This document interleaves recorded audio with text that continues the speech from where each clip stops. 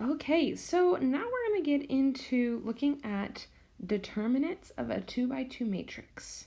So we can determine if a 2 by 2 matrix does have a inverse if it qualifies below what you see.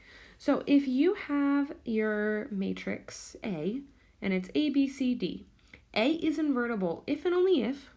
So that means it has to be that A times D minus C times B doesn't equal 0. Now what I mean by that is if I have 3, 6, 7, and 2, I need to see that A times D, so that's 3 times 2 minus C times B, so that's 7 times 6, doesn't equal 0. And in this case, what is that? 6 minus 42. That definitely doesn't equal 0. What is that? Negative 36 doesn't equal 0. And so we're good. So it is invertible. And that's the first step. Now, without having to go ahead and do all those steps that you guys were doing prior, we can go ahead and use this formula of 1 over AD minus CB times D negative B negative CA. So we can go ahead and let's just take this matrix and try this out. I wasn't planning on this, but now I'm getting into it. Okay, so our original matrix is that right there. So we're going to go ahead and do 1 over AD, which is that 3 times 2 minus CB, which is 7 times 6, and we already solved that over here. So we can just say that's 1 over negative 36. That's going to be our scalar multiplier.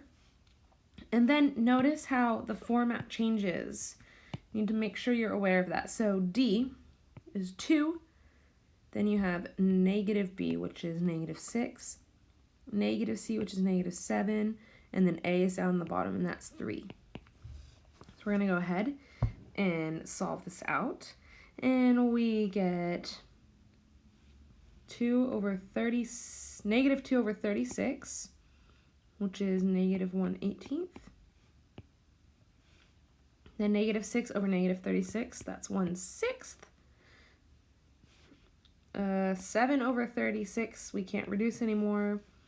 And then that's negative 1/12.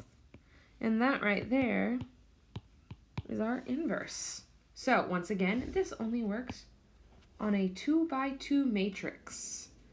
So make sure that you don't try to do this on a 3 by 3 or anything else, but that's a nice little trick that will save you some time and it kind of helps you out a little bit. All right, that's it.